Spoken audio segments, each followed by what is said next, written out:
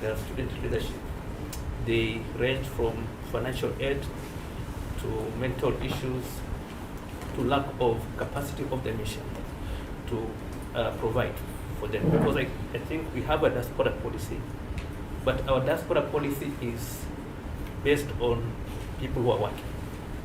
I think our policy does not have an avenue or an opportunity for the skill seeking, because that's what they call it, skill seeking diaspora. The students here, when they come here, they are more or less on their own, but since I came here, I've been engaging them frequently. I've done letters to Nairobi, to the PS diaspora, to highlight their challenges, and this is one of the avenues they recommended that they want to express directly to high-level dignitaries. When they come here, their issues, so that they can know that actually they are being heard. So my sense is that number one, yes, it's true, Uganda and Zimbabwe students and Nigeria receive stipends, and because of that, then the students here receive a stipend of 4,000 dinars per quarter. Education is free, accommodation is free. However, the stipend they're given is 4,000 dinars. And to put it in perspective, the local students, both the local and because for them what they do is education in Algeria is free. It's free. It's free for both the local and international. So whatever they offer their local students is what they offer the international students. In terms of stipend? Yes, stipend. So the stipend is 4,000 dinar. 4,000 dinar, if I put it in perspective, is a kilo of meat in Nigeria. 1.5 kilos of meat. The 4,000 dinars they get per quarter. 4,000 Kenyans. Yes, it's equivalent to 1.5 kilos of meat in a quarter. Do they get accommodation? Yes, they get They accommodation. get accommodation, they get tuition, They get tuition free, and food. and food, they're given a bit of food. Yes. Yes. Now upkeep is Upkeep what now is what is a problem. Because now when you come to supporting yourself, other things. things are very expensive. What I'm saying, Your Excellency, food is very expensive here. A bunch of banana is 500 dinars. A kilo of meat is 2,000. No, but Ozzy, What I'm saying. let's get this right. Yes, yes. First, our students come here on scholarship. Yes. Isn't it? Yes, they come on Full scholarship. Yes. Full scholarship. That full scholarship has tuition, Tuition, accommodation. accommodation, What about food? food. That's what I'm saying. They are given a bit of food. Like now, What do you mean by a bit of food? like they're given like rice. They can see for themselves. They're given like a bucket It's of not rice. enough. So it's not enough. It's not enough. For themselves. Oh, yes, they cook for themselves.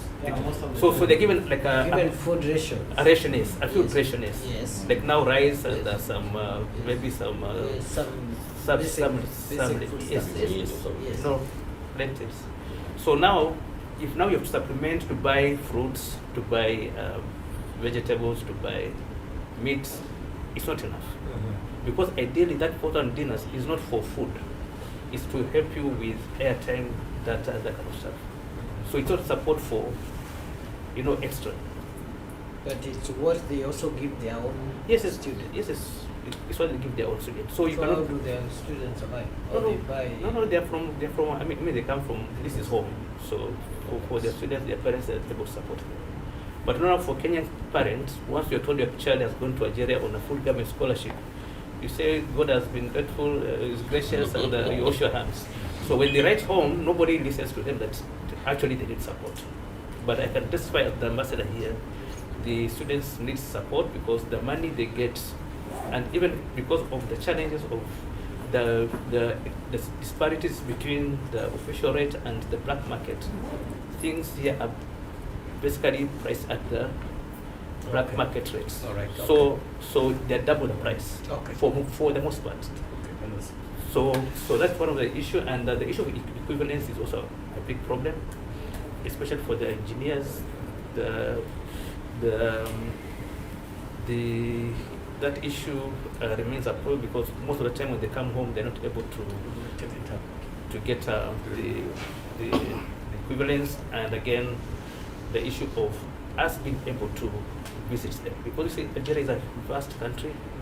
and it's about other places about 800 kilometers from here, others 500, 400, and all these students are scattered in various wilayas. Now, the mission does not have capacity to be able to organize frequent visits because we cannot have them coming to Algeria, because coming to Algeria, to Algiers all the time, it's also very expensive for them. So the proposal here is for the mission to be able to be capacitated, to be able to visit students in different wilayas. You can organize regional meetings for them. You can have maybe you are thinking of 3 meetings, one in each region. We put them in clusters of regions, and we be able to visit them.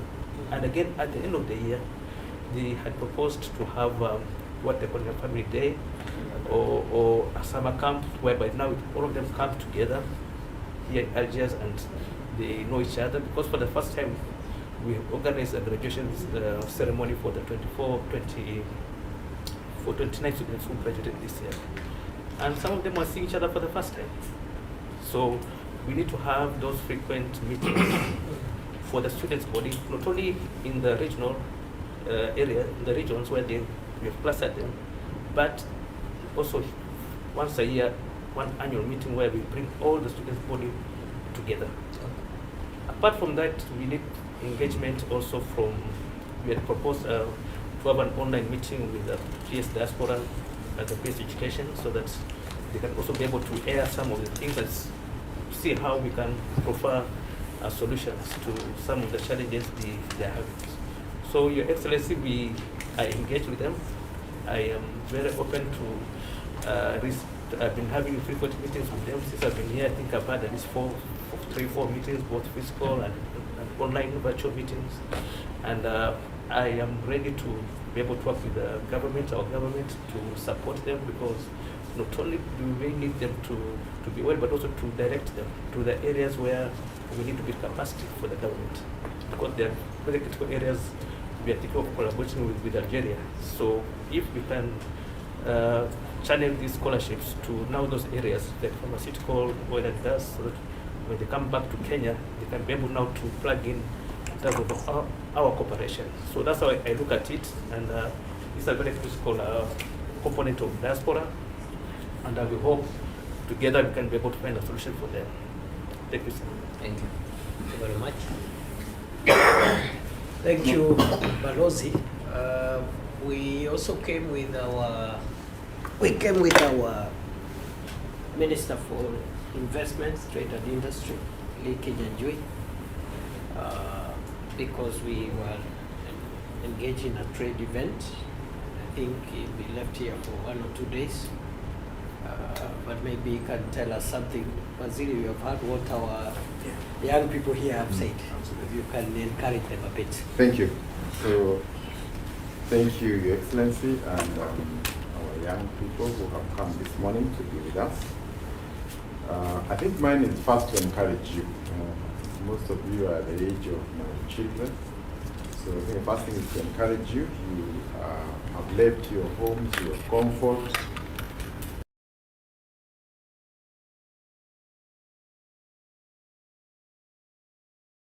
to come and try a better tomorrow. So in spite of the challenges, I think the first thing is to remember why you are, why you are here. And I'm sure even all of us, when we studied, wherever we studied, it's never easy. But I think the sacrifices you make now are going to make your tomorrow better, and I think also for your country. I would have wanted to know maybe around how many students we have here, because it helps us to know the magnitude of the problem. Around how many? 112. 112. Yeah. And the courses they are doing are largely in the health sciences, engineering, pharmacy, medicine. Okay, very good. So I think also maybe as we move forward, this country may have certain things that we may not have, and I think it's really incumbent upon all of us to try and learn something, so that the courses you're taking when you go back home, they can be replicated in the various places that you're going to work.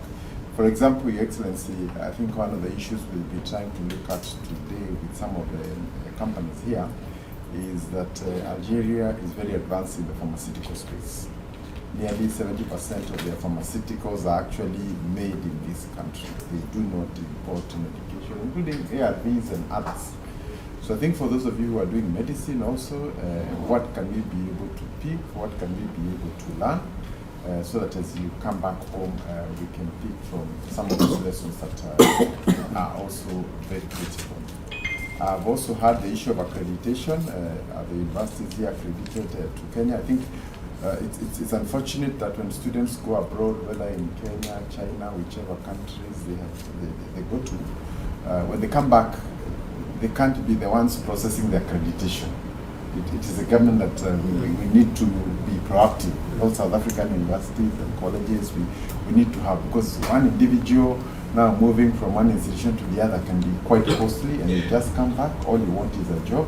So I think it is an area we need to work, so that even before you enroll, you already know that that university is either accredited or not, so that you don't waste maybe 5 years and later on it becomes a big challenge. Also, I would want to mention we have our Balozi here, and I think he has done well to bring you. But I think ultimately the people who represent our nation are the citizens of that nation. So in your university, maybe you're 5 Kenyans, maybe you're 10 Kenyans. You are the diplomat of Kenya.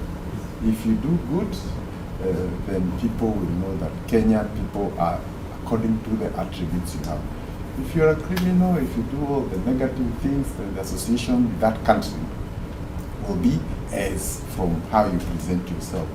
So I know we have our official diplomat here, but at the college and wherever you are, in social places, in church and wherever you go, I think it's good to know that you are the representative of Kenya. And I think because you're far from home, when one of you is in trouble, I think it's good to create the necessary social networks so that if somebody is falling into a problem, you can be able to help each other to stand up. If a new one comes, like the one who said is reported this year, you welcome him, get him to make himself comfortable or herself comfortable, and I think together we can be able to move on. Lastly, in way of a challenge, I think for our students who are back in Kenya, I think our expectations are very different from those who have traveled a bit. I am sure some of you, because you studied in secondary and primary back at home, you probably now see the world slightly different from our brothers at home. Is that so? Yes, definitely. Huh? Definitely. In what ways? In many ways. Huh? There's one particular way I'm interested in. Huh? Yeah? Like, for example, liberties. Freedom, isn't it? That freedom also comes with limitations, isn't it? Can you post the things you post at home? Huh? Can you do that? And if you did, what would happen to you? Huh? You can be deported. scholarship can be taken away. So I think it's also good, when you're at home, because we are used to an open space with no ceiling, you can say anything, you can do anything. When you come also and see that it's not the whole world that is like that. At home, even in my own village, I'm able to access internet everywhere, anywhere, even in rural areas in Kenya, and the penetration of internet in Kenya is very high. I think almost that's something we take for granted. But I think when you travel out, including in developed nations, you begin to realize it is not natural, it is not normal, it is something that we have worked very hard. And for our students, I'm told also your integration into the university, our foundational primary and secondary school is also very good. So Kenyan students also have a good reputation in terms of adapting across the universities in the whole world. And I think that has also given us a high demand for Kenyan graduates across the world. So that when you finish and you present that you're a Kenyan, first you have the right attitude, you have a good foundation, you can work anywhere in the world. And I'm sure you know, Your Excellency, I'm sure the programs that you're running and the work labor mobility issues. The reason why we have such a huge demand for Kenyans is because they have a work ethic that cannot be found anywhere else. So be our ambassadors, keep our name flying, and be strong. Thank you. Thank you, Waziri. Very well. We also are with our brother, the Speaker of the National Assembly, Moses Wetangula. very seasoned diplomat, former Minister of Foreign Affairs, so he understands some of those things you're saying much better. I want to request him now to greet us. Thank you. Karibu. Thank you, Excellency, honorable members of Parliament, Ambassador, and our students. Good morning. Good morning. To begin with, Your Excellency, we must appreciate the government of Algeria for extending scholarships to our students. We can't take that for granted. And we can't take that for granted because we have many big friends who don't extend this kind of gesture to our country. Yesterday, the President of Algeria in his address said Algeria extends 68,000 scholarships to African students. A sacrifice few countries make. And we must start from there that we are grateful. Secondly, many countries that offer scholarships to our country, they don't allow us to access professional courses. They give us scholarships in humanities. Go and study fine arts and other disciplines. They keep a preserve of medicine, engineering, and those premier courses to themselves. We are grateful that they have opened up this for our students. Excellency, I've been involved in negotiating for scholarships for our students for a long time. In March 2023, I was here with Nanok and a few other members. We negotiated for an expansion of our scholarships to 100 per year. I'm told this year is going to 116. 150. 150. And, they are good scholarships because if they can give you tuition, give you accommodation, and rations, however inadequate, that are reasonable scholarships. What we haven't done back home is what Balos has mentioned, that we have pigeonholed diaspora to mean Kenyans who work out there and forgotten our students. So the first thing we should do, na hii ni kazi ya nyinyi wabunge, whoever is in the Committee of Education, go and tell them, and if none of you is, cause the chairman to come and see me. We discuss with them to engage the Minister of Education, to engage the quality assurance and the quality verification units, so that if we have students here in Algeria, it should not be left to the student to qualify, graduate, and come and start roaming from office to office looking for accreditation. The ministry should engage the institutions here and see what they're offering their students, what is the local equivalent, because when you apply for a job, you are normally told a BA or an equivalent, this or an equivalent, so that we have categorized equivalents, that when students come, you look at Kwamboka's units and what we offer locally and say this can be banded here, you qualify and you go and get your qualifications verified. The second thing is, I think your president has legitimately requested that for your stipends, Parliament again can find out whether you can expand the outreach of help to a limited degree, because you're already privileged with full scholarship for tuition, accommodation, which your colleagues at home don't have.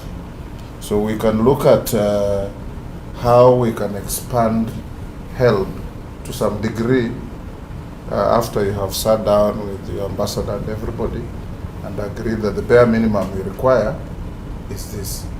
I say this, Your Excellency, because I know many of the children who get scholarships to come from Kenya to these countries largely come from low-level families. Those people, our bunge, their children are elsewhere. So many of you come from families who, as ambassador says, akipeleka mtoto anaosha mkono, enda usome na utafute kazi huko, usaidie wenzako nyumbani while you are a student. Si mnaambiwa hivyo? Yeah, that is the expectation of the parents, that you have gone out there as you study, you have to look for some few dollars, send home to feed your mother, send home to clothe your sister and brother. Many of you come from those backgrounds. So it's important that we don't have a big envelope in Kenya for this kind of things, but we can strain and see how best we can accommodate you. But more importantly, this privilege you have been given to come and study premier courses, medicine, pharmacy, engineering. The world is turning around this kind of disciplines. Put in your efforts, put in your all, and come back consummate professionals that can help run our country. As you are here, you are also our ambassadors, as Waziri says. What I would advise Balozi, with technology, and the realistic position is we are not going to send you money to roam around Algeria to meet Kenyans. It's difficult. There's no money. With technology, you can have weekly Zoom meetings with these students. Only where there is a real need for you to go is when you can strain yourself and go. But you can organize college clusters that this weekend I'll have a Zoom meeting with these Haribo Medini University students. I'll talk with them, I'll listen to them, they'll tell me their challenges, send them to Nairobi, never mind whether they'll be addressed or not, but you'll have discharged your honors to dispatch the cable to Nairobi to say, I've talked to students, they have this, they have this, they have that. That will help you. We also, Your Excellency, need to negotiate a little further with the government of Algeria. When I was Foreign Affairs Minister, I negotiated with Australia. Students who go to Australia get student visa plus limited work permit. So that, like pharmacy students, it will not be a bad idea for you to have a weekend attachment to a pharmaceutical plant where you can be able to learn on the job, so to speak, and earn some little money. Their scholarships are very strict, no work. Sindio? Yes. If we can, open doors here and negotiate for our students to have some limited work permit on their visa, so that those who are able to spare a little time, because this is a very fast growing economy. So opportunities are there. Those who are doing engineering, you have petrochemical companies, you have oil companies, those road construction companies, you have pharmaceutical companies, we have big agricultural output companies, so they can also be able to support themselves, because you support yourself from early age to be a responsible citizen. I saw an article where young people from rich families don't even know how to make their beds in the morning. They're crying that, Mommy, the nanny has not come to my bedroom. We don't want to bring up children in that form. So mine is just to encourage you. We are going to get many more students coming in. As students, President, encourage your colleagues that your glass is more half full than half empty, despite all these difficulties, so that you can be able to encourage those who are at home to come. But the issue of small stipends, not just for you, but for students all around. We have students in Hungary, we have students in Australia, in Pakistan, in Cuba, and many other places where they face similar hardships, and I think Parliament can look at that and see how best to assist you. Because even if the executive decides, Parliament must appropriate for the money to come to assist you. Thank you very much. I encourage you, work hard, be good ambassadors, be good citizens, And when you come back, bring the discipline that we have in this country back to Kenya. Kenya, we have too many haki zetu that have derailed part of our programs because everybody must have their way. It's a good thing in human life, but sometimes, you know, there's no gain without pain. So we must be ready to sacrifice a few of our comforts for the better of society. Thank you.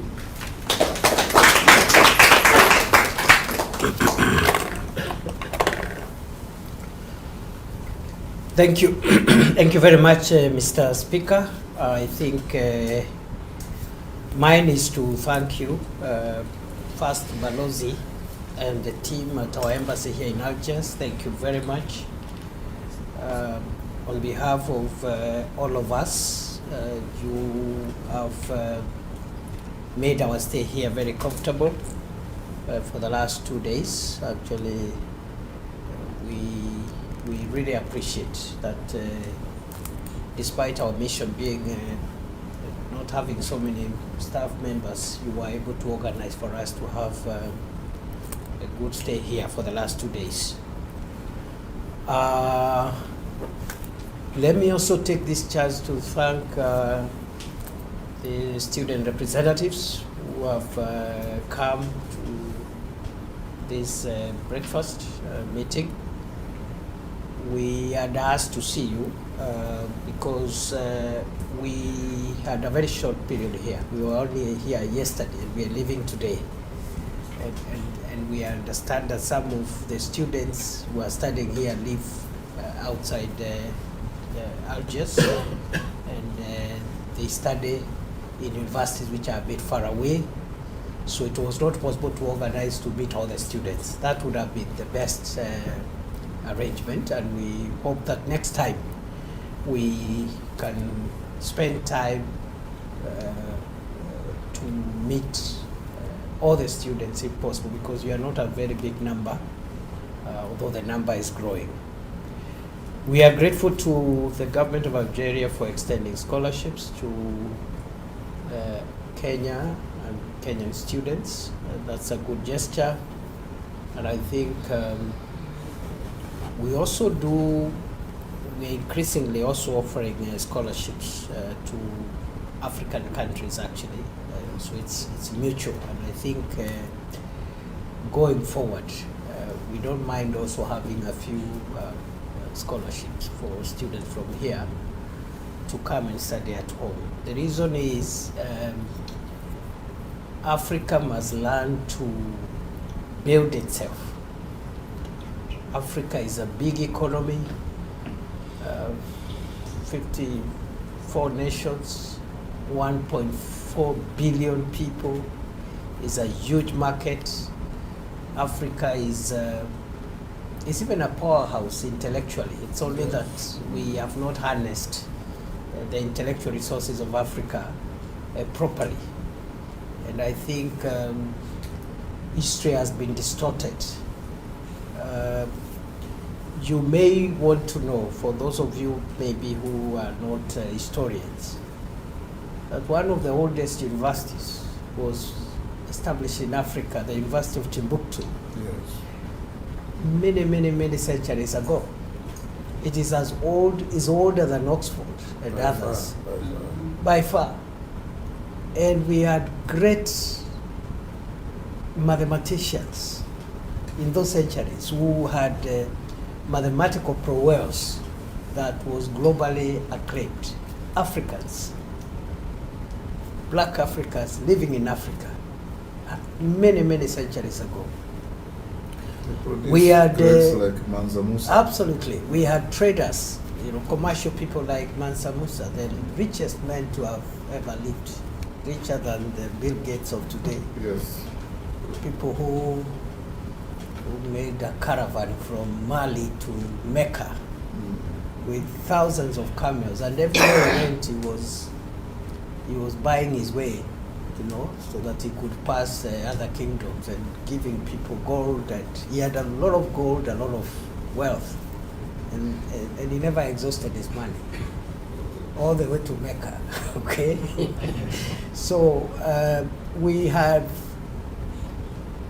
people who invented, great medical doctors from Egypt, okay? Look at the architecture of Egypt, for example.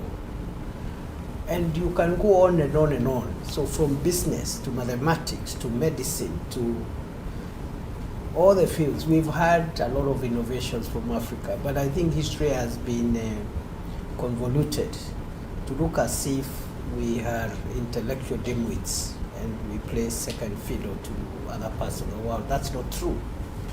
So we must develop people-to-people ties and have exchange programs within Africa.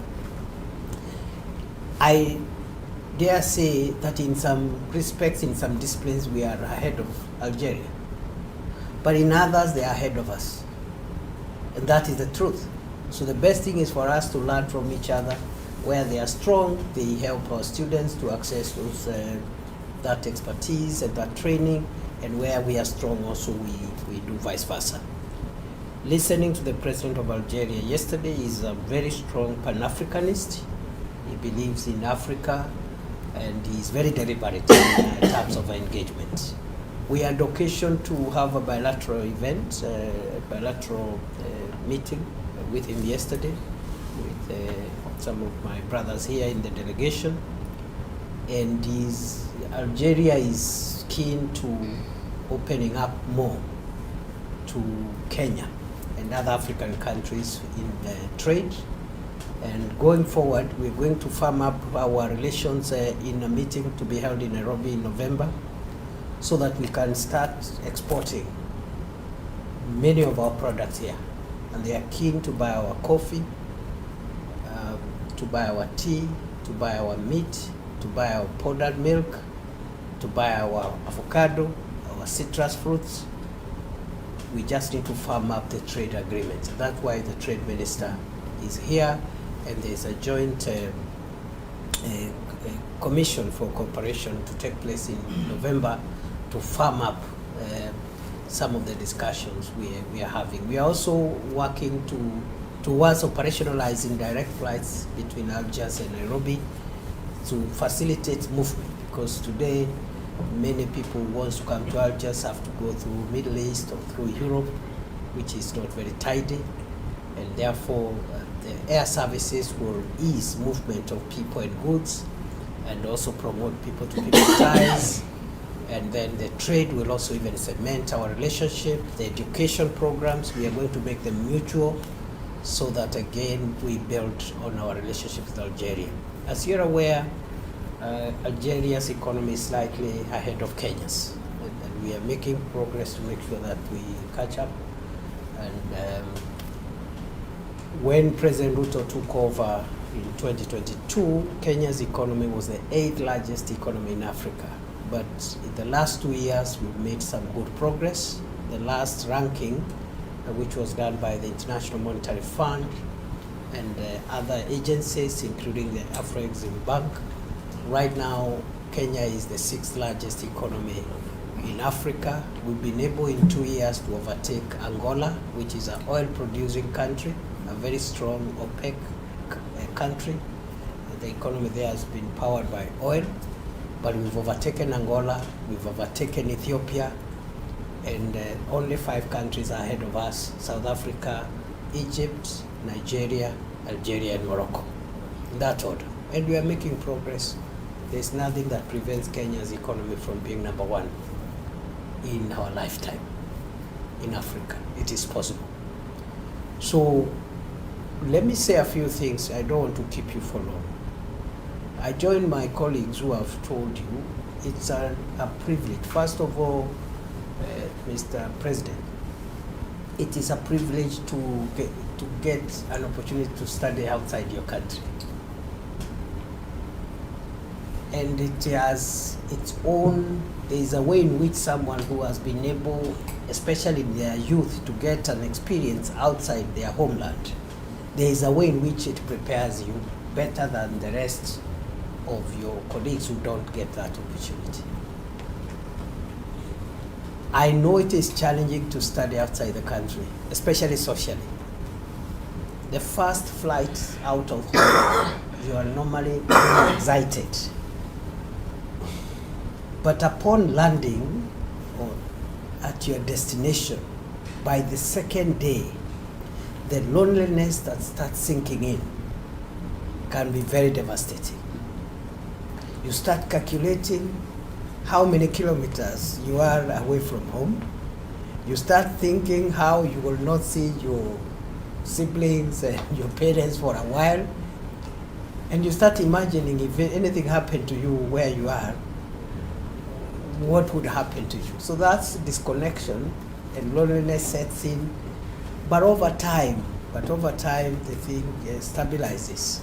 But you're never the same again. So I understand the president's tone when the students' body president is saying that you are a bit disconnected, there's a bit of anxiety and so forth and so on, especially when you have to struggle with things about adequate upkeep and so on and so on. I want to encourage you and tell you that we are very proud of you. As my colleagues have said, we've never had the 112 of you here. We haven't had any incidents, and that means you're keeping yourself together and you're focusing on what brought you here. When you get your qualifications, it's up to you to decide where to work, because as a young person, you have options. You can come home, and home is always the best. But if you find work elsewhere also, we encourage you to work because you're still young and flexible. You are not restricted like the older folks would be restricted. Back at home, we are trying to create enough opportunities for young people. And for the first time, we have a very deliberate program to support young people. The reforms that we have done in the last 3 years in the education system back at home are deliberately targeting preparing young people for better career outcomes, because we realize our education system was wired in such a way that unless you are able to excel in sciences and academic output only, then your future as a young person is restricted. We have expanded the pathways of success. That is what we have done with the reforming what we used to call CBC, competence-based curriculum, which now we are calling competence-based education and training, CBET. So that those of us who can pursue academic excellence like yourselves, there's a pathway for you in science, in other disciplines that are there, including humanities. So we have a science pathway, a social sciences pathway, and we also have a sports, arts, and creative economy, creative industry pathway to prepare other people who may not be necessarily talented for academic, scientific pursuit, but they can also make a living through sports, arts, and the creative performances. That education reform, curriculum reform, is deliberately for young people, not necessarily you because you are at the tail end of your education, but your siblings who come will find a better and more empowering education curriculum. We have also made significant reforms in the tertiary institutions level, because in 2022 September, we found that there are more university students in Kenya than there are tertiary education students, which is an anomaly, because the education pyramid should just be a pyramid. You know, there should be more pupils at the primary level, less in the secondary level, and so on the university you find very few people. That's how the education pyramid should look like. But we found that we had more university students, almost 1 million students in 2022 in universities. But then when it came to tertiary institutions, we only had 297,000. So we made some reforms. which have now are gradually reversing that trend, because technical and vocational education is important for the economy to stabilize. For one engineer, you need like 5-6 mid-level experts to support that engineer. Otherwise, you cannot tell the engineer to go and start doing the work that is supposed to be doing by technicians and other professionals at the mid-level. So today, that number in tertiary institutions has risen from 297,000 to 718,000. By December, we'll hit 1 million. And by next year, December 2026, we will reach 2 million TVET students. That has been done deliberately. First of all, we have modularized the program. Modularization means we have come out of a situation where you had to go to college and study for 3.5 years before you get your diploma in a tertiary institution.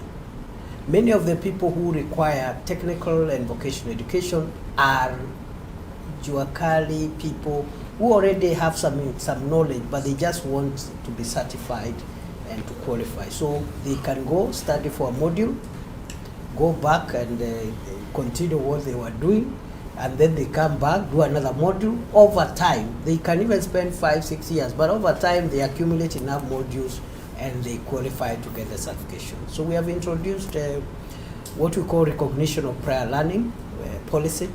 We have also introduced something called dual training policy, which makes it mandatory before you graduate, you must have industry experience. So that TVET space, again, we are doing well.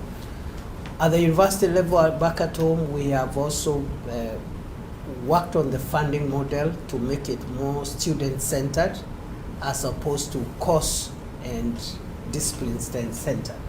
You know, before we had what we called the differentiated unit cost, where you say to study medicine, this is the money we need to fund the university per student. Without asking, this student you're saying should get, let's say, 600,000 shillings a year to study medicine. Whose child is it? Is it the child of the deputy president? Or is it a child of a mama mboga somewhere in Kaloleni? Isn't it? If it is the child of the deputy president, let the deputy president pay 600,000 shillings for the child at the University of Nairobi. Don't just give money for students in universities without asking whose children are these. Some of the children who come from academies where they are paying huge amounts of money, some of them in the British curriculum schools, where the parents were paying 1 million shillings per term, like St. Andrew's story. But when they go to study medicine at the University of Nairobi, they are competing for funding and bursaries with poor students from Turkana, from Kitui, from Kaloleni, who have made it to study medicine, and the first time they saw a microscope was on examinations day because the school they were in did not have a laboratory. They went to do examination in a neighboring school. That is the first time that child saw a microscope. They qualified to do medicine, and now they are competing for funding with a child who was in Riara School, Makini School, or the Brighton. So we are working on the funding model to make sure that universities are stable, and also we have it is student-centered. We are funding the student depending on the needs of that student. So I just want to encourage you, we are making those reforms. But in terms of where you are now, because you're already here, and the key thing you're looking at is what opportunities there are for you. We are working to improve and add more opportunities in the economy to make sure we absorb as many young people as possible in the job market. And we have about 5 programs for job creation, some of them unskilled and semi-skilled job creation strategy, like the Climate Works program, which is now employing the first 200,000 young people will be employed this month. Then we are also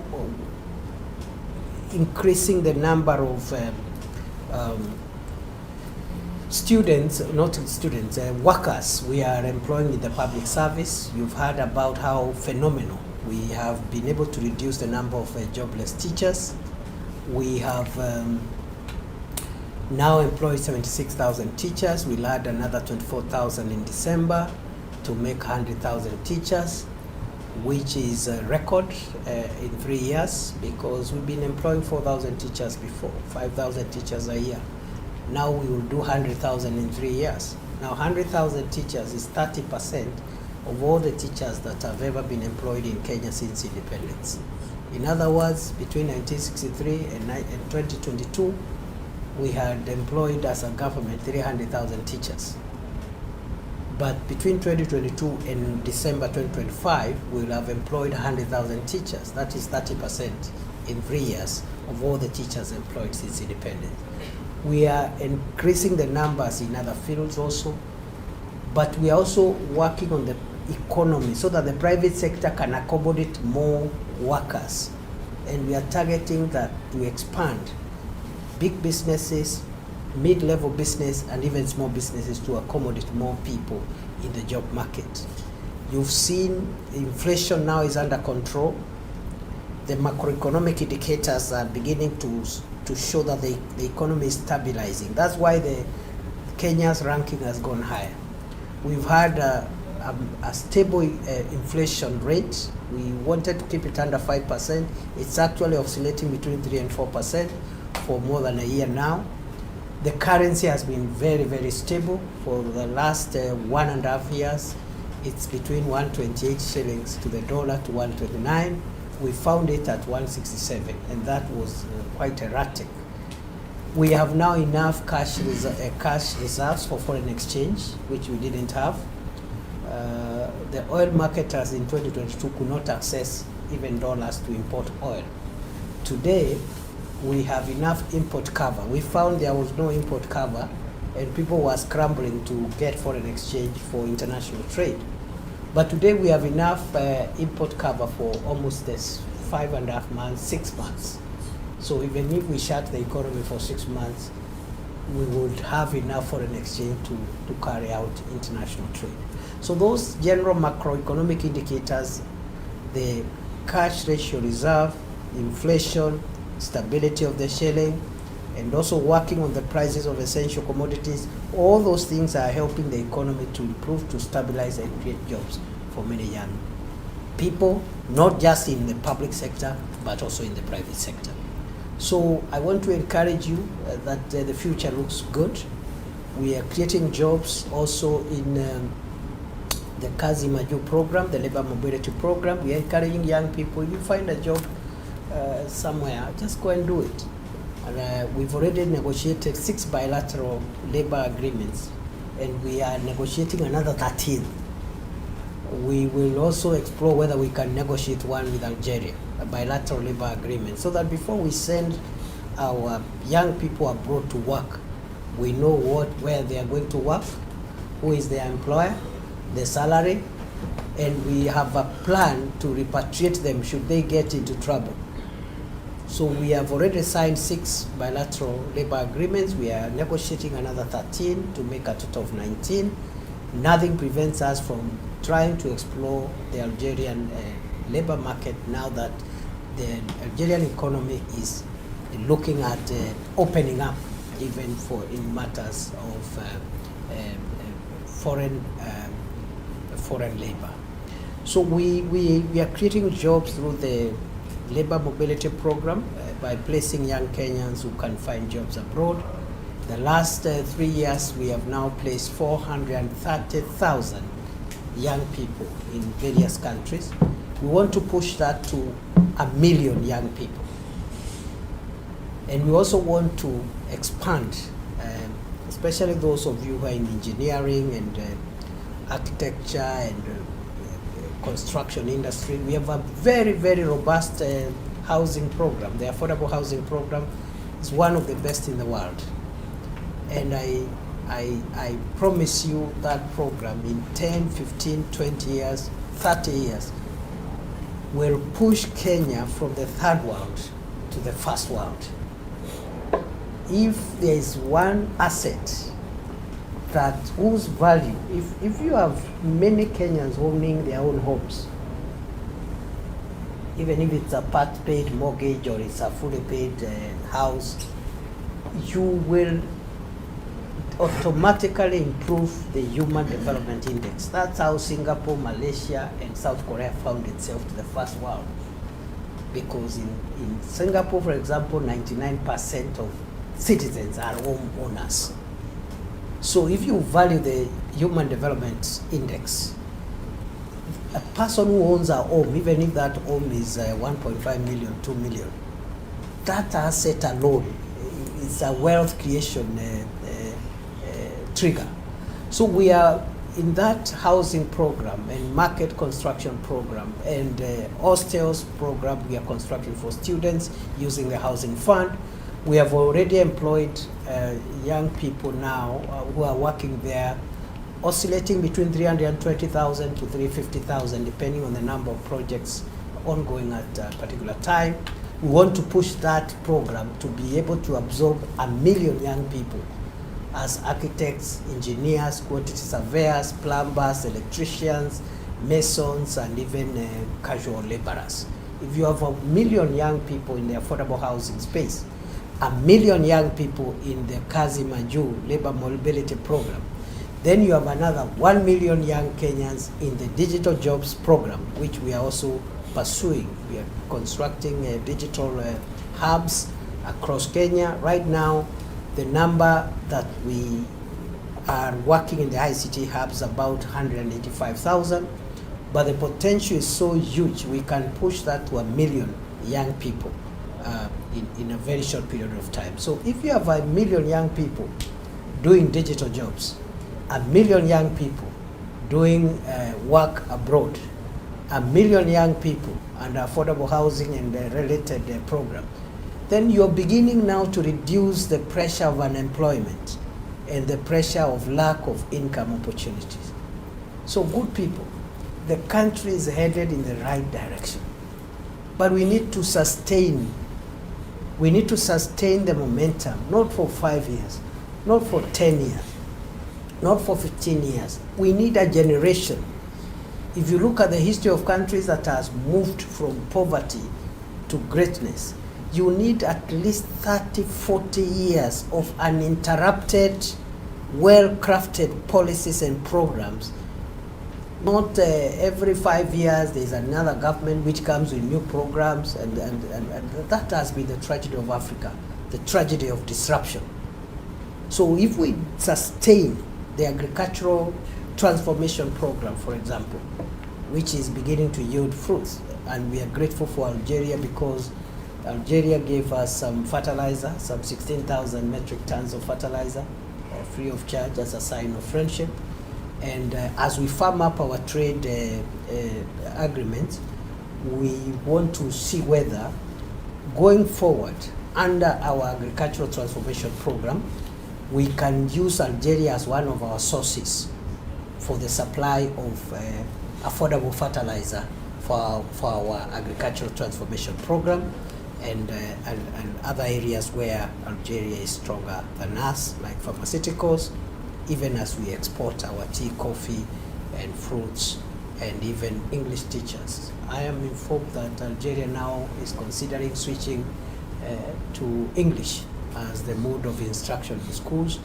We have very good Kenyans, English speakers and teachers who, again, that is an area where Kenya can benefit from this friendship. So good people, I can talk forever because I believe we are doing many things, and we are doing many things right. We may not be perfect. No government is perfect. No human organization is perfect. We are work in progress. But as we are work in progress, we must have faith in our country. And yesterday, somebody told us that if you don't trust yourself, you will never earn the trust of other people. If you don't believe in yourself, if you don't believe you are okay and you are good, other people will never think you're good. So we are on course, and whatever input you want us to put on board, please tell us. we listen. We are not perfect. We can improve. Every citizen has something they can do or say that can add value to our national development. What we will not encourage is disruptive behavior like violence, like lawlessness, because if there is breakdown of law and order, then we lose out. Even the country that we want to create, we will not create it because the country will just go. So I like the suggestion that was given by Waziri Lee Kinyanjui. Let's strike a balance. And the balance is, please, young people of Kenya, wherever you are, nobody should tell you not to ask the hard questions. If you think you have issues with some of the things we do, those of us who are in government, please tell us, inform us. But what we will not be encouraging is people hiding under making the country better, to ruin the country, to run down the country and to endanger this public safety and things like that. So we are good. Tumesikia muko na maneno, and we will do something about the things you have said. I want to take responsibility for those issues, so that going forward, working with the colleagues and both in the executive and in parliament, we will tackle that equivalence qualifications issue. That's not a difficult issue. And it's not just affecting you who are studying out of the country. It's even affecting some of the universities at home. And because of a disconnect between the professional bodies and the university, the council, the Commission for University Education, we have a disconnect. The Commission for University Education is the one that tells the universities, you can offer this course, you can offer engineering, you can offer law, you can offer medicine. But to practice medicine or engineering or law, you need the Kenya Medical Practitioners and Dentists Council. You need, if you're practicing law, the Council for Legal Education, isn't it? Yes. And the law society. The law society. And the engineers, you need the Institute of Engineers of something, isn't it? So we must link the three: the university, the Council for University Education, and the professional, the people who decide who practices. They must be aligned before you start a course, that this course is adequate to make you what you want to become. That's where the gap is. And Parliament will be very useful in terms of giving us the legal framework for that. So I will take responsibility for that. I will work with everybody now to, the ministry and everybody to make sure, and of course with the support of the Speaker here in Parliament, we will correct that, not just for Algeria, but across the board, for all, especially the professional courses where you need a professional body to accredit you or to license you to practice your profession. You are saying that you need a bit of support to supplement your upkeep here. Let me take that home and see what we can do. I need a discussion with the ministry and see whether we can have something modest. But what is coming to my mind, even as I look at that issue, is I see no reason why using the, now we have increased funding for Higher Education Loans Board. Last year we had given help to 36 billion. This year we are giving them 41 billion, an increase by 5 billion. We are funding the upkeep of our students in universities and colleges, including TVETs. I see no reason why students abroad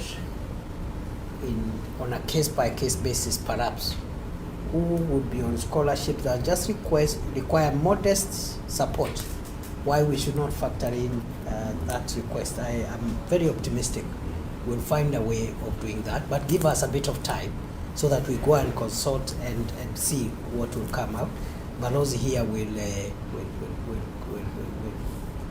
communicate the output in a few once we are back home. Otherwise, equivalence, the upkeep thing, and then jobs for you. I agree with what the speaker said, that we can find out, Balozi, how many countries that have foreign students, they allow them to do limited work, like limited work over weekend or after hours, so that they earn a bit of support. And I think if we engage, the Algerian government looks friendly. We can start from somewhere, and we don't have a big student community anyway. And Kenya being a country with very, very good workers, that's an area like the area of student work program. We can see whether we can start with something there. Otherwise, nawashukuru sana. We've taken a bit long. We need to end it there so that we travel. I think we have a flight in the next 20 minutes. So let's have a bite and so forth. Yes, Wanjiku. Other than the breakfast, is there something else? Maybe I'll take a photo with the students up nje with my colleagues here. We can take a photo as we leave. So we have a bite in like 15 minutes. We take a photo here. Alafu uone hao wadosi wasalamie. Nimetumwa na hao watu kwenu kwa maneno kidogo hapo. Asanteni sana. God bless you.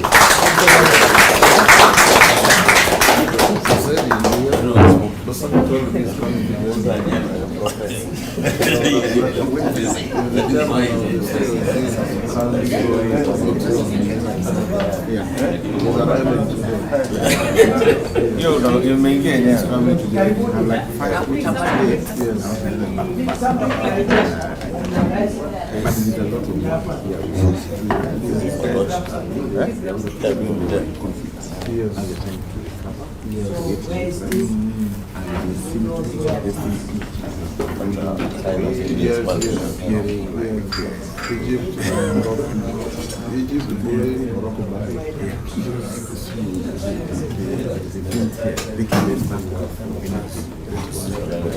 so I think it will be good